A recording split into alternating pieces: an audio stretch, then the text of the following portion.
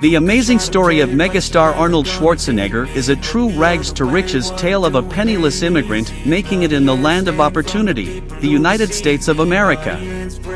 Arnold Alois Schwarzenegger was born July 30, 1947, in the town of Thal, Styria, Austria, to Aurelia Schwarzenegger, born Jadrny, and Gustav Schwarzenegger, the local police chief. From a young age, he took a keen interest in physical fitness and bodybuilding, going on to compete in several minor contests in Europe. However, it was when he emigrated to the United States in 1968 at the tender age of 21 that his star began to rise. With an almost unpronounceable surname and a thick Austrian accent, who would have ever believed that a brash, quick-talking bodybuilder from a small European village would become one of Hollywood's biggest stars, marry into the prestigious Kennedy family, amass a fortune via shrewd investments, and one day be the governor of California. Up until the early 1970s, bodybuilding had been viewed as a rather oddball sport, or even a misunderstood freak show by the general public. However, two entrepreneurial Canadian brothers, Ben Weider and Joe Weider, set about broadening the appeal of pumping iron and getting the sport respect, and what better poster boy could they have to lead the charge than the incredible Austrian oak, Arnold Schwarzenegger. Over roughly the next decade, beginning in 1970, Schwarzenegger dominated the sport of competitive bodybuilding, winning 5 Mr. Universe titles and 7 Mr. Olympia titles, and, with it, he made himself a major sports icon. He generated a new international audience for bodybuilding. Gym memberships worldwide swelled by the tens of thousands, and the Weider sports business empire flourished beyond belief and reached out to all corners of the globe. However, Schwarzenegger's horizons were bigger than just the landscape of bodybuilding, and he debuted on screen as Arnold Strong in the low-budget Hercules in New York, 1970, then director Bob Rafelson cast Arnold in Stay Hungry, 1976, alongside Jeff Bridges and Sally Field, for which Arnold won a Golden Globe Award for Best Acting Debut in a Motion Picture.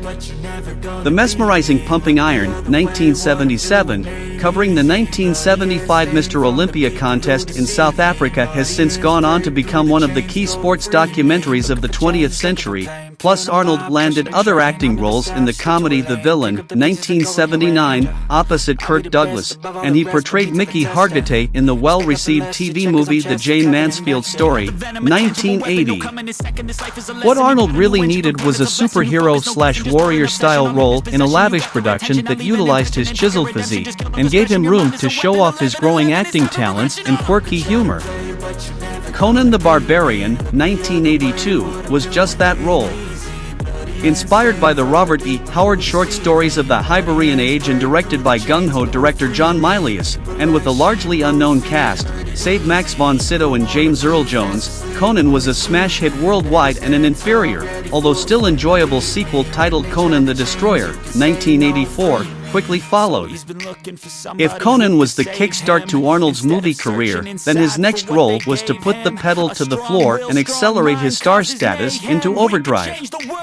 Director James Cameron had until that time only previously directed one earlier feature film titled Piranha 2, The Spawning, 1981, which stank of rotten fish from start to finish. However, Cameron had penned a fast-paced, science fiction-themed film script that called for an actor to play an unstoppable, ruthless predator, the Terminator, 1984. Made on a relatively modest budget, the high-voltage action-slash-science fiction thriller The Terminator, 1984, was incredibly successful worldwide, and began one of the most profitable film franchises in history. The deadpan phrase "I'll be back" quickly became part of popular culture across the globe. Schwarzenegger was in vogue with action movie fans, and the next few years were to see Arnold reap box office gold in roles portraying tough, no-nonsense individuals who used their fists, guns and witty one-liners to get the job done. The Testosterone-Laden Commando, 1985, Raw Deal, 1986, Predator, 1987, The Running Man, 1987, and Red Heat, 1988, were all box office hits, and Arnold could no wrong when it came to picking winning scripts.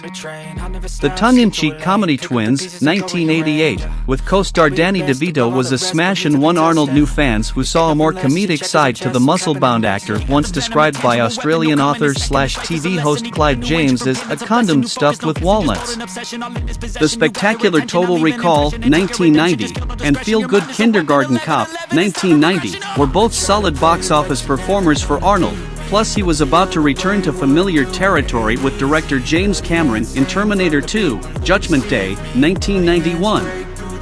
The second time around for the futuristic robot, the production budget had grown from the initial film's $6.5 million to an alleged $100 million for the sequel, and it clearly showed as the stunning sequel bristled with amazing special effects, bone-crunching chases and stunt sequences, plus state-of-the-art computer-generated imagery.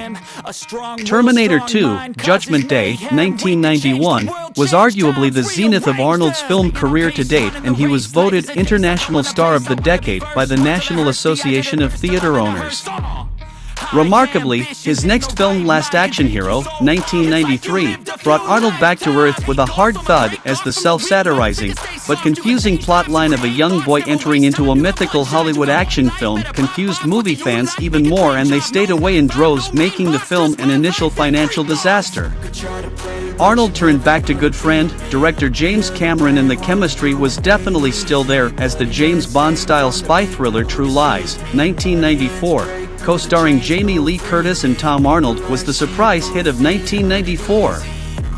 Following the broad audience appeal of True Lies, 1994, Schwarzenegger decided to lean towards more family-themed entertainment with Junior, 1994, and Jingle All the Way, 1996. But he still found time to satisfy his hardcore fan base with Eraser, 1996, as the chilling Mr. Freeze in Batman and Robin, 1997, and battling dark forces in the supernatural action of End of Days, 1999.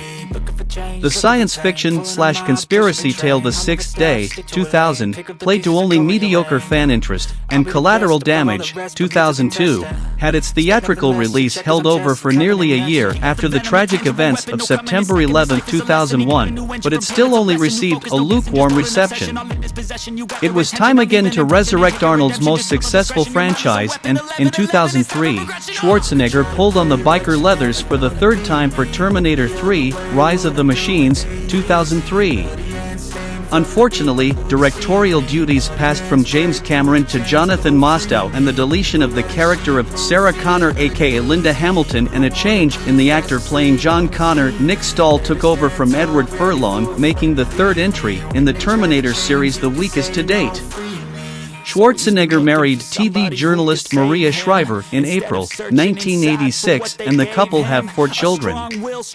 In October of 2003, Schwarzenegger, running as a Republican, was elected governor of California in a special recall election of then-Governor Gray Davis. The Governator, as Schwarzenegger came to be called, held the office until 2011.